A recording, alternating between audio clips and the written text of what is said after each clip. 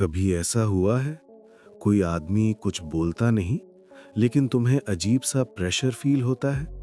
Meeting में, family discussion में, relationship में, और बाद में रियलाइज होता है तुमने अपनी मर्जी के खिलाफ डिसीजन ले लिया। ये कोइंसिडेंस नहीं है, ये है डार्क बॉडी लैंग्वेज। लोग वर्ड्स से कम सिग्नल से ज्यादा कंट्रोल करते हैं। और सबसे डेंजरस बात, 90% लोगों को पता ही नहीं चलता कि उनके साथ गेम हो रहा है। आज तुम 10 ऐसे साइलेंट सिग्नल सीखोगे जो लोग तुम्हें डोमिनेट करने के लिए यूज करते हैं। और अगर तुमने ये समझ लिया तो तुम्हें कंट्रोल करना मुश्किल हो जाएगा। एंड तक देखना, लास्ट सिग्नल सबसे डेंजरस है। डार्क बॉडी लैंग्वेज क्या है? साइकोलॉजिस्ट जैसे पॉल एकमन ने बताया है कि ह्यूमन कम्युनिकेशन का मेजर पार्ट नॉन वर्बल होता है। यानी जो लोग बोलते हैं उससे ज्यादा इंपॉर्टेंट है वो कैसे खड़े हैं, कैसे देख रहे हैं, कितनी देर साइलेंस रख रहे हैं।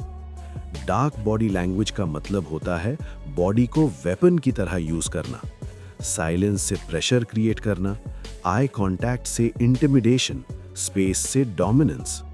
ये चीजें कॉन्शियस भी होती हैं और कई बार अनकॉन्शियस भी। अब शुरू करते हैं। Signal 1, the dominance stare. किसी ने कभी तुम्हें बिना ब्लिंक किए घूरा है? वो नॉर्मल आई कांटेक्ट नहीं होता, वो होता है डोमिनेंस स्टेयर।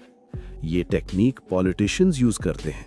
जैसे वो अपनी मीटिंग्स में लंबे स्टेडी आई कांटेक्ट से दूसरे लीडर को डिस्कंफर्ट में डालते हैं।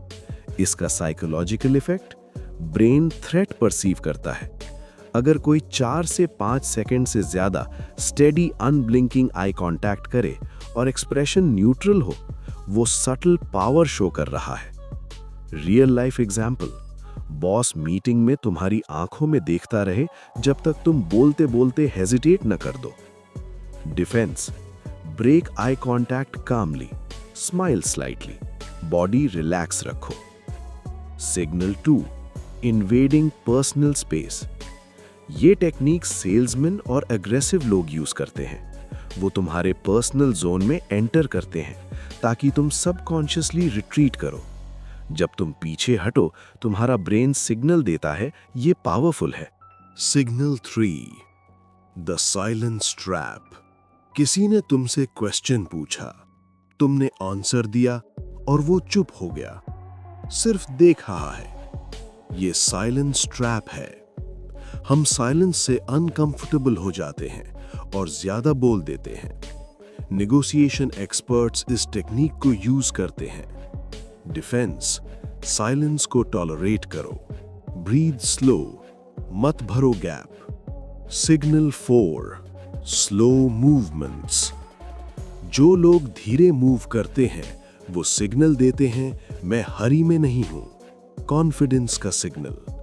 प्रेडिटर्स फास्ट नहीं होते, वो मेजर्ड होते हैं।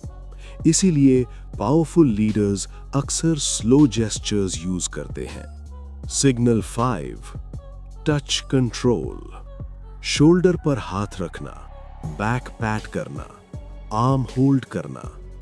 टच इक्वल्स डोमिनेंस इंडिकेटर, लेकिन सटल हो तो पावरफुल होता है। Defence, immediately reposition, space create करो।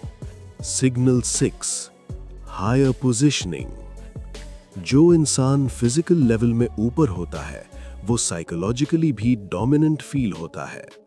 Signal 7, controlled expressions, emotionless face.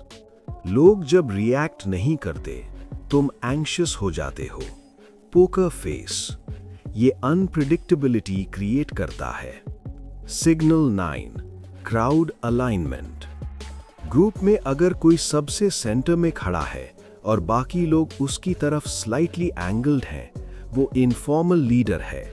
हम ऑटोमेटिकली अलाइंड मेजॉरिटी को फॉलो करते हैं। सिग्नल 10, द काम स्माइल। सबसे डेंजरस, काम स्लाइट स्माइल जब तुम इमोशनल हो। ये इम्बैलेंस क्रिएट करता है। तुम रिएक्ट करते हो, वो कंट्रोल में रहता है।